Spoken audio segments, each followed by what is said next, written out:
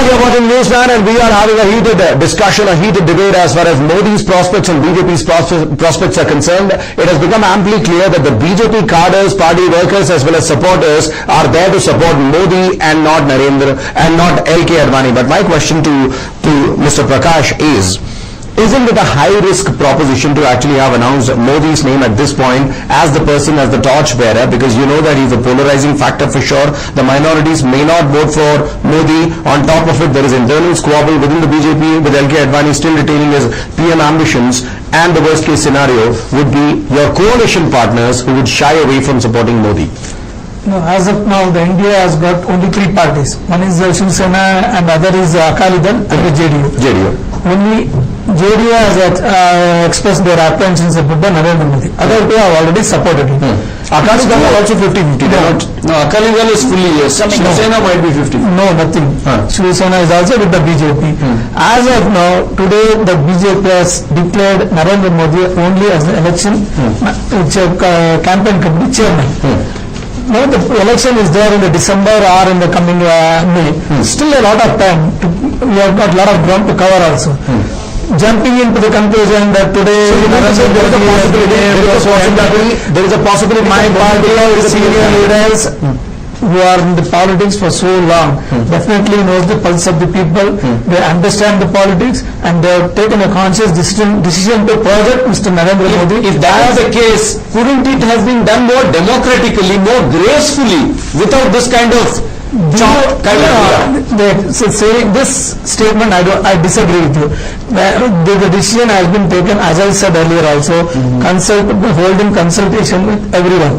Some may differ with the opinion, some may not accept it. Majority decision always carries. It's in a democracy, that's the way it functions. Some may feel they may have a certain reservation about their decision. They may have their own agenda for that matter. So to say that it is not taken with consultation is not true. See, everyone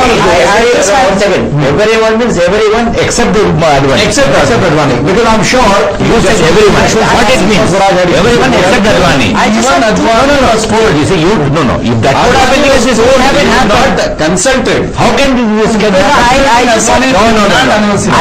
that would have been the case, this would have been I have two quick points to make. One is that Mr. Atal Bihari Vajpayee, when he was the Prime Minister, was one of the few leaders of India who was respected for being able to drive consensus politics. Absolutely. And coalition politics is now a reality in this country. It's come to stay. So pragmatism tells you that it's not enough to be democratic within your party. You've got to be democratic. You have to be democratic outside the party because you have to carry others along. That is my exact question. Okay, so in this case, I think if today Nitish Kumar is upset or Akalis have backed the BJP, but if Nitish Kumar is upset, because the question is that if the NDA comes to power, how do you know that it's your man who's going to be the leader? No, but the question is, how will the NDA come to power? If you look at the numbers that are there right now, if you look at the projected growth for all the parties, but I think in my limited understanding of politics, I think what the BJP is banking on is the fact that Narendra Modi can create polarizations. And that's really what they are banking on. That's not a negative factor in the way that you are seeing it. Then to form the government. That's a different question. What effectively they are trying to do is redraw the map of vote bank politics. Because if you can create very strong polarizations which are not necessarily on the lines of community and caste, which is how traditional Congress vote banks have been, then the entire game plan for Congress changes. If you redraw the map, Shashwati, even if you redraw the map, is the BJP willing to give Narendra Modi another 5 years to stay in contention as the PM candidate? Because if you look at the fact in 2004, see the end of BJP. You are jumping into the conclusion. That is the most logical step. Don't tell me now you step back and make Advani the PM contender. No, he is the chairman election campaign committee. And who becomes the Prime Minister? The decision of the Parliamentary Board, which has not taken about it. Due course of time, Mr. Prakash, just look at us as ordinary voters. Our perception is that you're pitchforking. I don't think it's a question of JDU overreacting. You see, there is a problem of an image, okay, and the person must not only be democratic in his dealings, but he must also be seen to be democratic, right? And Narendra Modi has this problem. When Mr. Advani, a very seasoned politician, and who himself at one point in time had a hardline image, right? And at the present point in time, after having taken great pains to overcome this hardline image, he realizes that Narendra Modi is a factor which is going to come in the way of the BJP coming to power, right? And that really is the reason. I mean, it's very simple. And most BJP people have made the mistake of telling Advani, including soon after Goa, a huge set of BJP supporters went and heckled him outside his house. This is no way to treat a senior leader. This company. There were Congress workers who were heckled Advani. There were Congress workers who wanted to support Narendra Modi, and that is the reason why they heckled. Let me just complete this thought. I'm only trying to say that here is a very seasoned person who has on an earlier occasion himself declined the position of Prime Minister and set Mr. Vajpayee forward, and he himself feels that this is something disastrous for the BJP. This is something which is going to kill the BJP, and he says that no, leave out this personal agenda, but go along with what should be done and present a moderate face. And that advice, that sagely advice, is not seen to be taken. And some, people want to push this. But let me just complete this thought. That when Narendra Modi has this image of having ditched everybody he has dealt with, he first of all he started with ditching his wife. Then he started with ditching all the leaders with supported and held his hand. Now he ditched Mr. Advani, who got him once, made him sit on the chief ministerial seat, one, and two, protected him from being dislodged. Okay, and then now he is going to eventually ditch Mr. Rajnath Singh and everybody around who is now supporting him. So this is something which Mr. Advani acutely understands. Modi detractors aren't really surprised, because there was a statement that came in from Shankar Singh Baghela that after being a Dhritarashtra, don't complain that you have become Bhishma right now, and that was directed towards LK Advani, because Shankar Singh Baghela has been telling Modi for the longest, has been telling Advani for the longest time to stay away from the Modi factor. But that is not the question. The question that I would want to ask Shashwati is that you spoke about the fact that it's a very calculated move that they have projected Modi as the face of the campaign.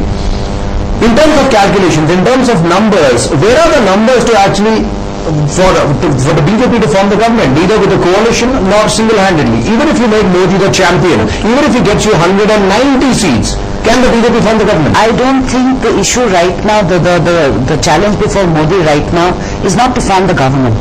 The challenge before Modi is to increase the footprint of the BJP all over the country. Their vote share has fallen drastically down to 18%. If they can take their vote share up by another 6-7%, how the vote actually converts, how that matrix works, nobody really knows. Okay, but then first past the post. That's our philosophy. And only then, once you know what's the footprint that you managed to create, are you going to then put in regional forces? Because, see, Narendra Modi can't win an election countrywide for a party. He will need support of the local regional leaders. And he only has three states. And, the regional parties are very strong. Let's say bulk of South India, regional parties are extremely strong. Whether you talk about, the Telangana people in Andhra, or you're talking about the Janata Dal here, or, Kerala is out of bounds. So, South is out of bounds for him. Okay? Bulk of out of bounds anyway for the BJP. But what is the possibility that parties like the TDP or the AIADMK or the DMK would actually join hands? AIADMK, the enemy of my enemy is my friend. So AIADMK is not Modi's worry. That's not Modi's worry. I disagree there. You see, if Jayalalitha didn't bother about the minority vote, she wouldn't have taken such a hard stand on Vishwarupam. What was the Vishwarupam controversy about? Okay, the Vishwarupam controversy was regarding a few Muslim groups which had a problem with, It has a bit more to do than the Muslim issue. It had a bit more to do with the personal issue that Jayalalitha has with Kamal Hassan. No, I don't agree with that. I don't see Jayalalitha, she It had to do with the fact that Kamal Hassan chose to sell the rights of the film Sun TV, which belongs to the DMK, which belongs to she clarified, and she gets a substantial chunk of the minority vote. And she cannot, it's all right to say Modi is a good friend, okay? But to have a political relationship with him is, according to me, disaster. She's not going to Also, will she be a trustworthy ally is another issue that Modi has to face. Even if Modi brings BJP to power with the help of the coalition partners, can you rely on the likes of Mamata Banerjee and Jayalalitha who are equally powerful when it comes to throwing their weight around? Allies are going to work only if We'll come back to you. Let me ask Ajay a question. Ajay, it is certainly a risk, no matter whether you find it a good risk or a bad risk to take. Having Modi as the face of your campaign might backfire badly, might work wonders for you. Do you think at this juncture, it looks like it could be a potentially wonder-making device for the BJP? Well, at the moment, BJP has no other leader who can draw that kind of crowd, that kind of strong reaction, and most of all from the youth. But having said that, you have seen the performance of Mr. Modi in Himachal Pradesh. You have seen the performance of Mr. Modi in Karnataka in recently held elections. Now you have 5 states going for assembly polls in October, November. I think the first litmus test of Modi's popularity across the board, across the country, would be seen then. And then we can talk about his stage 2 part, whether he is going to be the PM's candidate for 2014. But don't forget one thing. When it comes to allies, I still firmly believe that Mr. Modi would not be so much liberal. He would not be so much accommodating. And perhaps that's the reason why the RSS has to intervene at some point of time and said, look, Mr. Modi is a rising star, but for whatever having said and done, we can still not dump Mr. Advani in the dustbin. And that's how you have the facade of balancing both the things for the time. But shouldn't that be done backdoors? Shouldn't that be done backdoors? Shouldn't that be done backdoors? Let me ask Mr. Prakash that question. The reason for this, for example, I agree with you. The question is, Mr. Modi has his media presence across the board. He's perhaps the best argument in the whole country. You should understand, Modi machines and its media management is more like an event management scene, where Modi beats all other rivals hollow and least of all cowardice. And it is that particular kind of management which really brought Mr. Advani down by a few notches and made him a villain of the peace in the eyes of most of the party people as well as the whole nation. No, but my question to you is, you made within BJP, Ajay, you made a very valid point. You said that the RSS would need both Modi because he's the face of the party, he's the crowd puller. At the same time, you need an Advani to appease your allies within the coalition. But that discussion should have happened behind doors and not out in the public. The fight should not have come to the public of India. They should have realized it long back, and that is the reason why they should have taken a consensus from Advani before making the announcement. By not doing so, they have destroyed their own chances. very true. Modi has become only And what they have done is they have brought out those things. See, I don't think the question of consensus ever arises because Mr. Advani would have never agreed. And it is, I think it would be a little simplistic for us to believe that the process has not been gone through. Yes. The process would have been gone through. It's only when Mr. Advani has been unrelenting that finally, with the blessings of the RSS, Rajnath Singh would have decided, okay, it's time to ride roughshod over the senior man because he's unrelenting. He's not even understanding what we think is good for the party. So it's not as if Advani... Saraswati, if you could recall, Mr. Advani has at least thrice in public said that I'm retiring from the politics. And yet he has been doing those things to spike his own chela. After 2009 elections, he said that it's time for me to retire from politics. 2012, he said the same thing in a public meeting. But when he found that Mr. Modi was the rising star, he should have gracefully said, fine, let him go ahead, and I support it back at Bishop Pitama. But the lust for power, even at this age of 85 years, was as magnanimous as Dhritarashtra. See, Advani could have become the villain, but my bigger problem is that Advani has played a villain for the BJP. Advani, as an individual, he can keep those ambitions for the rest of his life that he wants to become the Prime Minister of the country. But with these antics, he has spoiled the party's chances, which doesn't augur well for the party, and that is the reason why we say even in Karnataka also, you don't need opposition for the BJP. They have got enough and more opposition within. Which usually the Congress used to have more opposition inside the party. Right. Now it has become the BJP. That decision has been taken by the BJP. Which is what I told you the other day about the Congressization of the BJP.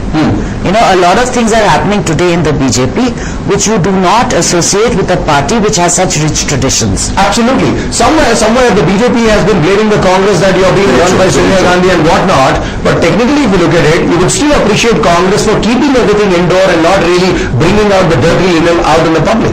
And somewhere that is why the BJP has been failing consistently, whether you take it in Karnataka, whether you now take it nationally, because they have hampered their own possibilities of actually getting the government back in their hands. We'll sleep into a short break at this point in time. We'll come back and conclude this particular discussion. Of course, you can still give us a call if you have any views. Otherwise, if no one is picking up the number, just drop in an SMS. We'll read out your views right here on News9. Stay tuned.